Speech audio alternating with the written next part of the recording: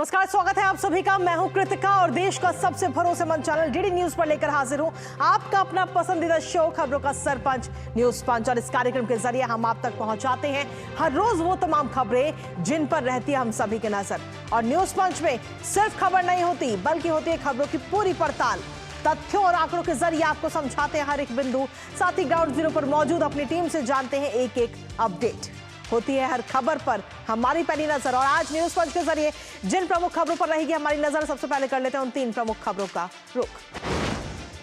तो इन 3 प्रमुख खबरों में इस वक्त सबसे बड़ी और अहम खबर है यूएस एड को लेकर के, जिसको लेकर सीधे तौर पर अब पर्दाफाश किया गया है। यूएस एड पर फेक न्यूज का ये पर्दाफाश किया है और इस पर्दाफाश को लेकर के भारतीय जनता पार्टी की तरफ से तमाम बातें कही गई हैं। अब से कुछ देर पहले प्रेस कॉन्फ्रेंस भी की गई थी गौरव भाटिया की तरफ से, और उस दौरान प्रेस कॉन्फ्रेंस में क्या कुछ कहा गया है बताएंगे आपको विस्तार से, और क्यों कांग्रेस इस पूरे मुद्दे पर घिर रही है। लेकिन साथ ही जो दूसरी प्रमुख खबर है वो है झारखंड से जुड़ी। जी हां, जहां पर एक बार फिर से बांग्लादेशी घुसपैठ का मामला नजर आया है। आखिर क्यों बांग्लादेशी घुसपैठ का ये पूरा मामला और ये पूरा मुद्दा उठता हुआ एक बार फिर से नजर आ रहा है, बताएंगे आपको। लेकिन साथ ही जो तीसरी प्रमुख खबर है वो है देश की राजधानी दिल्ली से जुड़ी, जहां पर दिल्ली में सड़क पानी पर अब बैठक होगी और इस बैठक में सीधे तौर पर कई सारे फैसले लिए जा सकते हैं। तो दिल्ली में नई सरकार के आने के बाद में एक्टिव मोड में सरकार है और एक के बाद एक बड़े फैसले लिए जा रहे हैं। करेंगे विस्तार से बात इस खबर पर भी।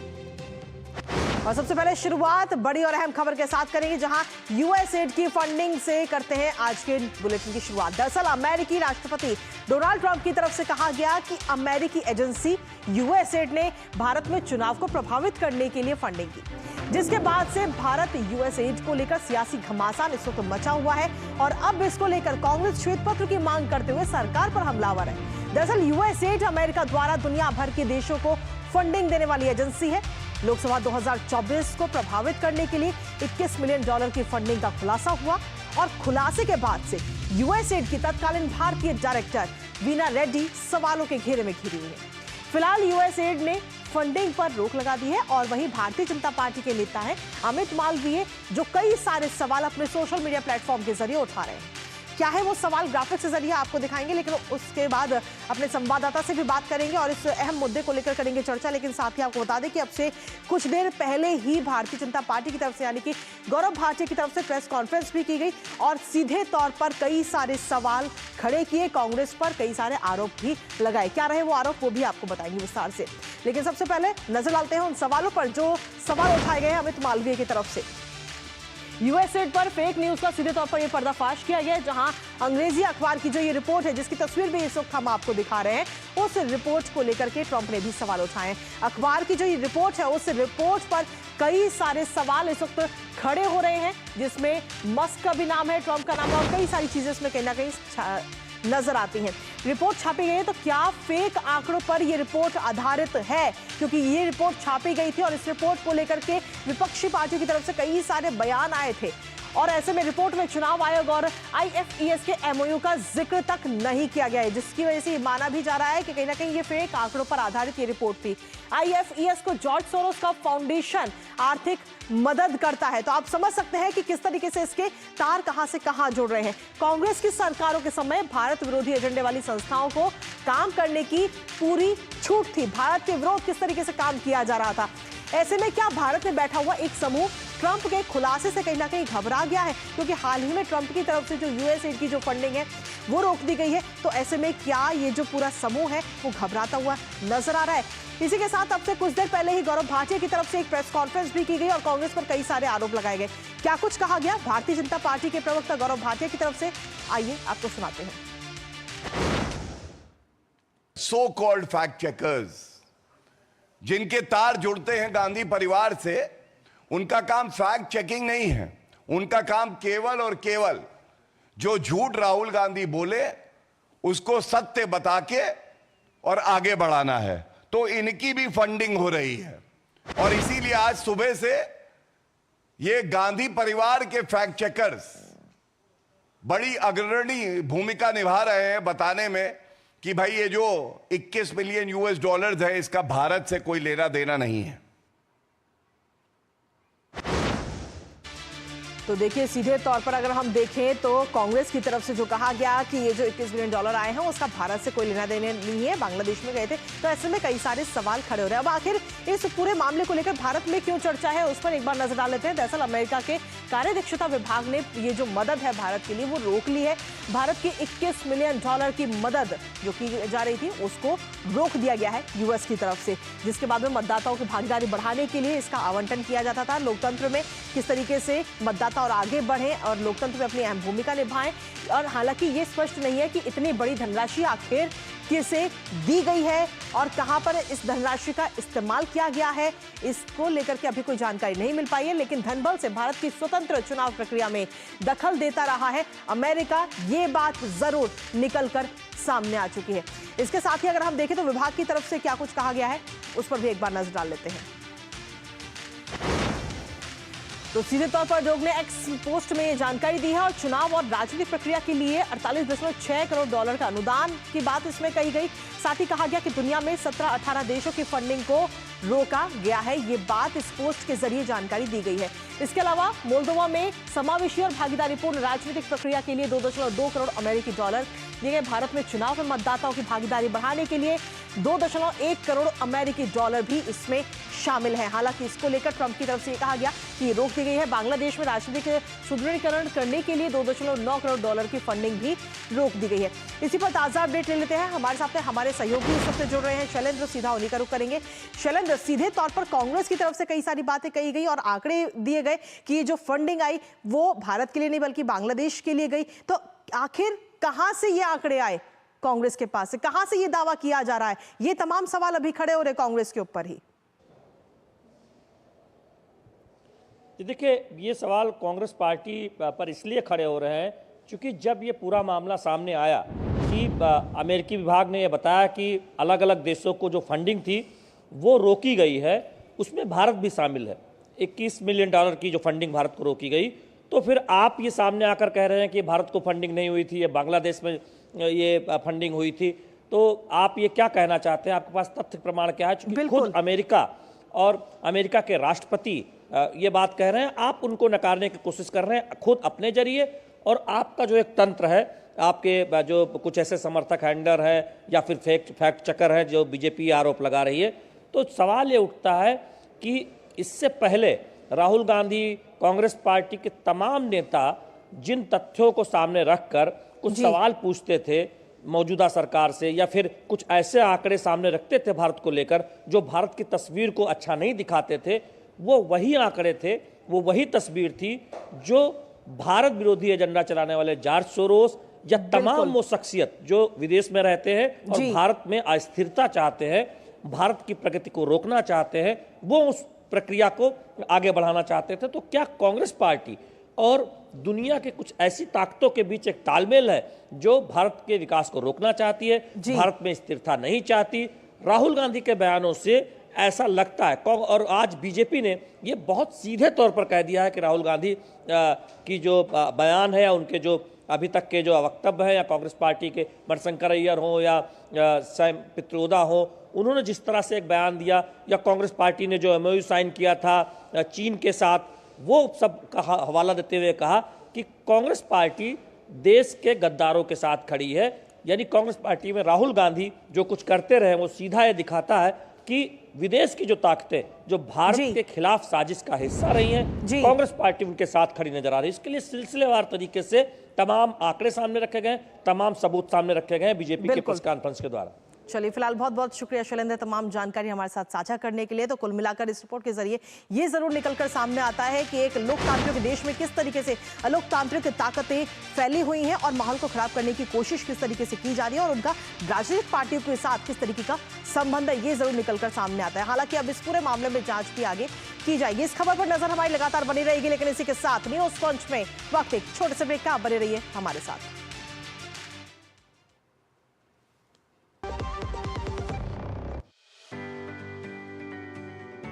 Hi, I am Ravi, driving my CNG auto for many years. Happy with the mileage I get with this. Hi, I'm Rajesh.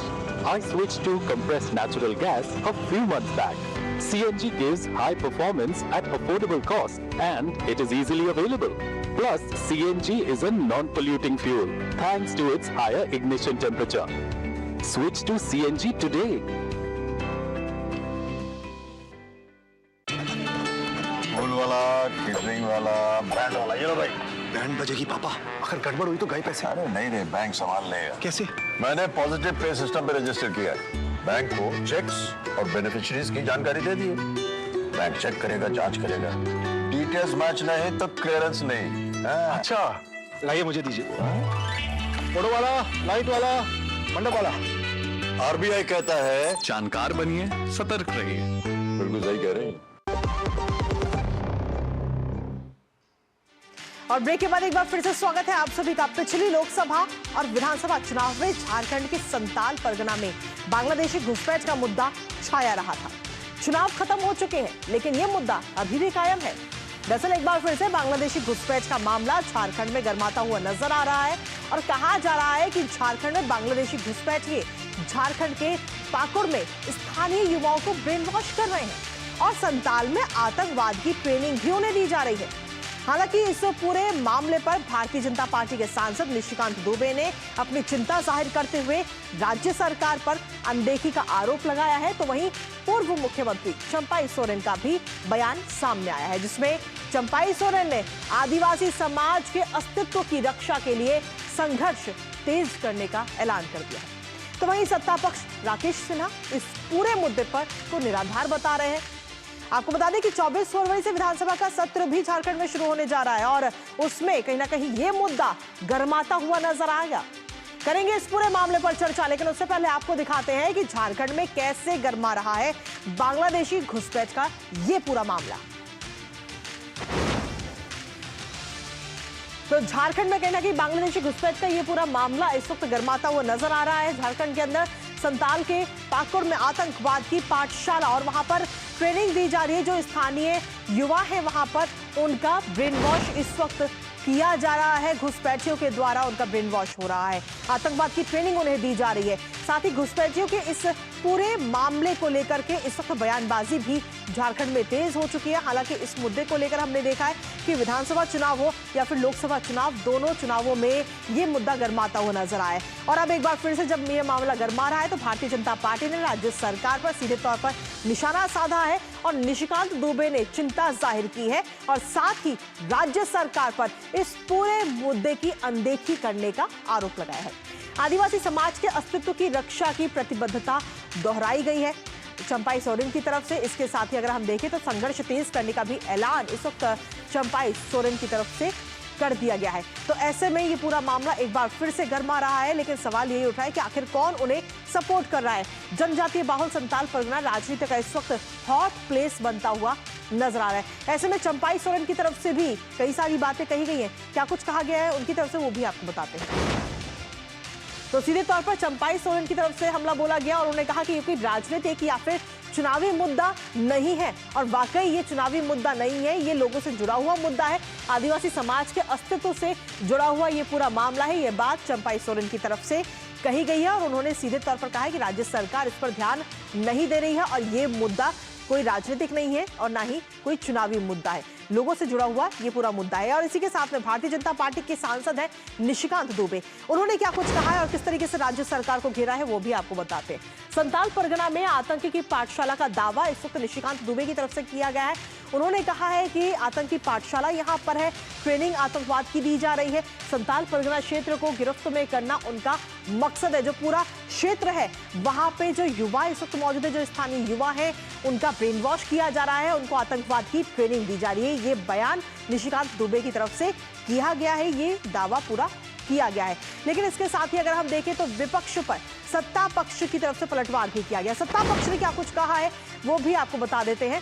दरअसल सत्ता पक्ष की तरफ से कहा जा रहा है कि ये पूरा जो मुद्दा है वो निराधार है। जो भारतीय जनता पार्टी इस पूरे मुद्दे को उठा रही है वो बिल्कुल निराधार है, बेवजह ही तूल इस पूरे मामले को दी जा रही है, विपक्ष के द्वारा बेवजह तूल इस मामले को दी जा रही है, ये बात सत्ता पक्ष वहां पर कह रही है। हालांकि जिस तरीके से ये कहा गया, चंपाई सोरेन ने जिस तरीके से कहा कि कहीं ना कहीं ये पूरा मामला जो है वो चुनावी नहीं है और ना ही राजनीतिक है, ये सीधे तौर पर आम जनता से जुड़ा हुआ मुद्दा है और इसको लेकर कार्रवाई जरूर होनी चाहिए। जिस तरीके से आतंकवाद की ट्रेनिंग वहां पर दी जा रही है और खासतौर पे स्थानीय युवा जो है वहां पर उनका ब्रेन वॉश किया जा रहा है। सीधा अपडेट ले लेते हैं हमारे साथ में हमारे सहयोगी रांची से दिवाकर हमारे सहयोगी जुड़ रहे हैं। दिवाकर, कहीं ना कहीं ये पूरा मामला जिस तरीके से हमने देखा है कि अक्सर चुनावों में नजर आता है, लेकिन असल बात ये है कि ये पूरा मुद्दा जो है वो आम लोगों से जुड़ा हुआ है, आम लोगों के जीवन से जुड़ा हुआ है जो इस वक्त वहां पर मौजूद है, जमीनी हालातों पर जी रहे हैं। ऐसे में युवाओं का जो ब्रेन वॉश किया जा रहा है, उनको आतंकवाद की ट्रेनिंग दी जा रही है, आखिर क्यों राज्य सरकार इस पर ध्यान नहीं दे पा रही?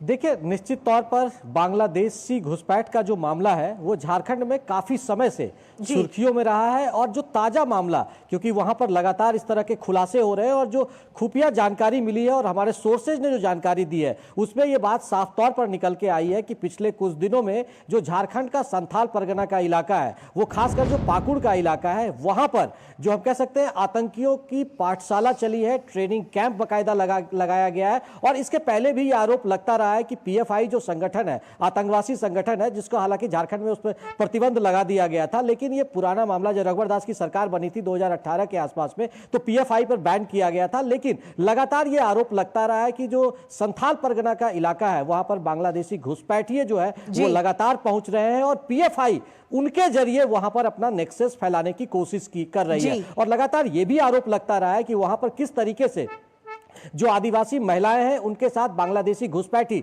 शादी कर रहे हैं और उसके बाद वहां पर जो लोकल जमीन है उसको हड़पने की कोशिश कर रही है, ताकि आने वाले दिनों में जो एनआरसी का मामला अगर कहीं पर बनता है तो वैसे में कैसे बचा जाए, तो उसका भी एक रास्ता इन लोगों ने, आतंकवादी संगठनों ने निकाला है। और जो ये जानकारी मिल रही है उसके मुताबिक अब जो भारतीय जनता पार्टी है वो लगातार हमलावर हो गई कि किस तरीके से जो चंपई सोरेन, जो कभी झारखंड मुक्ति मोर्चा में हुआ करते थे, राज्य के मुख्यमंत्री रहे हैं, अभी भारतीय जनता पार्टी में है, विधायक है, उन्होंने साफ तौर पर हमला किया और बोला कि राज्य सरकार पर इसको ध्यान देना चाहिए क्योंकि आदिवासियों की अस्मिता का मामला है, यहाँ की जो बहन बेटियां हैं उनके साथ खिलवाड़ हो रहा है, इस पर सरकार को ध्यान देने की जरूरत है। और निशिकांत दुबे ने भी जी दिवाकर, अगर हम देखें तो 24 तारीख से विधानसभा का सत्र भी शुरू हो रहा है झारखंड में, तो क्या ये मुद्दा जो है विधानसभा के अंदर भी गर्माता हुआ नजर आएगा? जी देखिए, निश्चित तौर पर, क्योंकि देखिए झारखंड में इस बार जो एक चुनावी मुद्दे, लगातार हम लोग इस चीज को कवर भी कर रहे हैं। आज भी विधानसभा में बैठक चल रही है कि 24 तारीख का जो सत्र होगा उसको किस तरीके से किया जाएगा। विधायी दल के नेताओं को बुलाया गया है। तो मेरी अभी थोड़ी देर पहले जो भारतीय जनता पार्टी के कई नेता हैं उनसे साफ तौर पर मेरी बात हो रही थी। उन्होंने कहा कि चुनावी मुद्दे के साथ साथ जिस तरीके से जो झारखंड मुक्ति मोर्चा और कांग्रेस की गठबंधन वाली सरकार यहाँ पर चुनाव जीत कर आई है और जिस तरीके से उन्होंने चुनावी वादे किए थे उस वादे को धरातल पर नहीं उतारा जा रहा है, तो वो एक मुद्दा तो इस बार विधानसभा में रहेगा ही। साथ ही साथ संथाल में जो बहु बेटियों की अस्मिता का मुद्दा है, वहां पर जो आतंकी पाठशाला चल रहा है और वहां पर किस तरीके से बांग्लादेशी घुसपैठिए हो रहे हैं और लगातार वहां पर जमीन हड़पने की कोशिश कर रही है, ये तमाम मुद्दे इस बार जो कि विधानसभा का सत्र बजट सत्र है और काफी लंबा, करीब 1 महीने का सत्र होगा, उसमें ये तमाम मुद्दे इस बार हावी रहेंगे। लेकिन निश्चित तौर पर बांग्लादेशी घुसपैठ का जो मुद्दा है वो निश्चित तौर पर सुर्खियों में रहेगा और एक तरीके से सरकार को बैकफुट पर लाने की कोशिश में भारतीय जनता पार्टी और आसू पार्टी यहां पर नजर आएगी। चलिए, फिलहाल बहुत बहुत शुक्रिया दिवाकर, तमाम जानकारी और अपडेट्स हमारे साथ साझा करने के लिए। इस खबर पर अपनी नजर आप लगातार बनाए रखिएगा। और इसी के साथ न्यूज पंच इस वक्त एक छोटे से ब्रेक का, लेकिन कहीं मत जाएगा क्योंकि ब्रेक के उस पर आपको बताएंगे कि दिल्ली के अंदर नई सरकार किस तरीके से एक्टिव मोड में आ रही है। नजर रुकते एक छोटे से ब्रेक के लिए।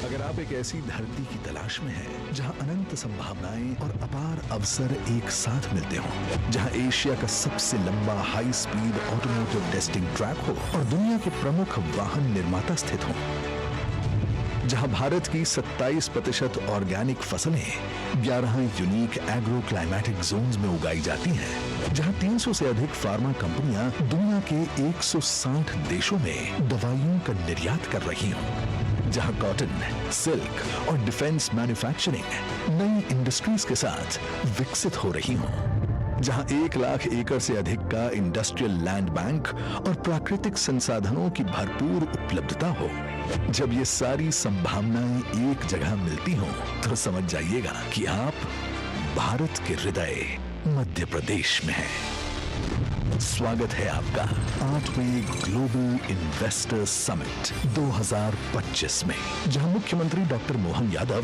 प्रधानमंत्री श्री नरेंद्र मोदी के विकसित भारत के विजन को आगे बढ़ा रहे हैं। आप आइए, आपको लगे पॉलिसी से आउट ऑफ वे भी जाना हो तो सरकार तैयार है आपकी सारी मदद करने के। इन्वेस्ट मध्य प्रदेश, अनंत संभावनाओं का प्रदेश। 24 और 25 फरवरी 2025, भोपाल, मध्य प्रदेश। और ब्रेक के बाद एक बार फिर से स्वागत है आप सभी का। देश की राजधानी दिल्ली में मुख्यमंत्री रेखा गुप्ता का कार्यभार संभालते ही एक्शन मोड में इस वक्त रेखा गुप्ता नजर आ रही हैं। एक के बाद एक बैठकें की जा रही है और वहीं साथ ही अगर आज की बात करें तो कार्यभार वो बीते कल उन्होंने कार्यभार संभाला और उसके बाद में अब आज एक्शन मोड में भी नजर आ रही है। बीते कल भी जब बैठक हुई, कैबिनेट की बैठक में कई सारे अहम फैसले लिए गए। इसके साथ ही आज की अगर हम बात करें तो आज भी वो अब से कुछ देर में एक बैठक लेने जा रही हैं और इस बैठक में सीधे तौर पर दिल्ली की सड़कों की जो खस्ताहाल व्यवस्था है उसको लेकर कहीं ना कहीं चर्चा इस बैठक में की जाएगी। हालांकि इस बैठक में जो पीडब्ल्यूडी के अधिकारी हैं, जल विभाग के अधिकारी हैं, वो इस बैठक में मौजूद रहेंगे, लेकिन साथ ही जो कैबिनेट मंत्री हैं, मुख्यमंत्री के साथ कैबिनेट मंत्री भी इस बैठक में मौजूद रहेंगे। अब से कुछ ही देर में ये बैठक शुरू होगी और हर किसी की नजर है इस बैठक में, यानी कि सीधे तौर पर जो वादे किए गए थे चुनाव प्रचार के दौरान, उन तमाम वादों पर एक एक करके उन वादों को पूरा किया जा रहा है। सबसे पहली बात यमुना सफाई की बात की गई थी और यमुना सफाई को लेकर के बीते कल ही हमने जिस तरीके से तस्वीरें देखी दिल्ली के अंदर यमुना घाट पर, कहीं ना कहीं रेखा गुप्ता अपने पूरे कैबिनेट के साथ में वहां पर पहुंची थी और यमुना आरती वहां पर की गई। इसके साथ ही अगर दूसरे फैसले की हम बात करें तो आयुष्मान योजना को लागू करने की बात कही गई थी कि जैसे ही अगर हम सत्ता में आते हैं तो आयुष्मान योजना लागू की जाएगी और वो भी की गई। फिलहाल अब से कुछ देर में इस बैठक में भी शामिल होते नजर आएंगे। सीधा रुख करेंगे हमारे सहयोगी गिरीश निशाना का। गिरीश, सीधे तौर पर इस वक्त सचिवालय वहां पर पहुंच चुकी है रेखा गुप्ता और अब से कुछ ही देर में ये बैठक शुरू होगी जिसमें सीधे तौर पर जो दिल्ली की खस्ताहाल सड़कें हैं उनको सुधारने की चर्चा की जाएगी, सुधारने की बात की जाएगी।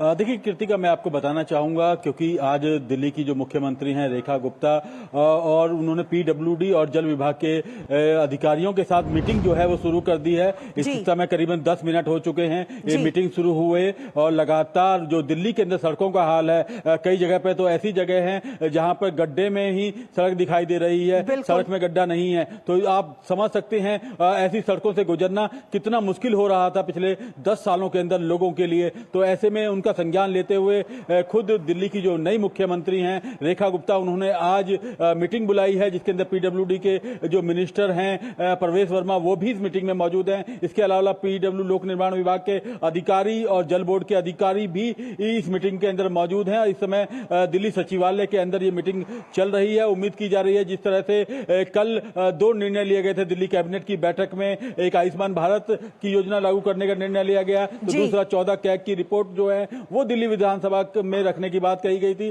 तो आज उसी कड़ी में कह सकते हैं कि 24 घंटे करीब इस नई सरकार को बने हो गए हैं और लगातार ये एक्शन मोड में दिखाई दे रही है। सुबह जो रेखा गुप्ता हैं राष्ट्रपति से जाके मुलाकात करके आती हैं, उसके बाद उपराष्ट्रपति से मुलाकात करती हैं और अभी वो एक मीटिंग करती हैं जिसके अंदर दिल्ली की जो चिंता है, यानी जो सड़कों पर जो लोग चल रहे हैं जिनकी वजह से कई लोगों का एक्सीडेंट भी हो जाता है, उनको बचाने के लिए कहीं ना कहीं कितनी संजीदा है कार्यभार संभालती हुई एक्शन मोड और एक्टिव मोड में इस वक्त रेखा गुप्ता और उनकी टीम नजर आ रही है। फिलहाल बहुत बहुत शुक्रिया गिरीश तमाम जानकारी और अपडेट्स हमारे साथ साझा करने के लिए। साथ ही आपको बता दें कि दिल्ली के अंदर इस वक्त 3 दिन का विशेष विधानसभा सत्र का भी बुलाया गया है और जो कि 24 तारीख से शुरू होगा और उसमें कहीं ना कहीं कैग की रिपोर्ट भी पेश की जा सकती है, जैसा कि भारतीय जनता पार्टी की तरफ से अभी तक कहा जा रहा है। हालांकि देखना होगा कि क्या कुछ इस बार इस 3 दिन के विशेष विधानसभा सत्र में रहेगा, नजर आएगी इस पर। लेकिन इसी के साथ फिलहाल न्यूज पंच में मुझे और हमारी पूरी टीम को दीजिए अनुमति। अब सीधे सोमवार को सुबह 10:30 बजे होगी आपसे मुलाकात। तब तक के लिए नमस्कार।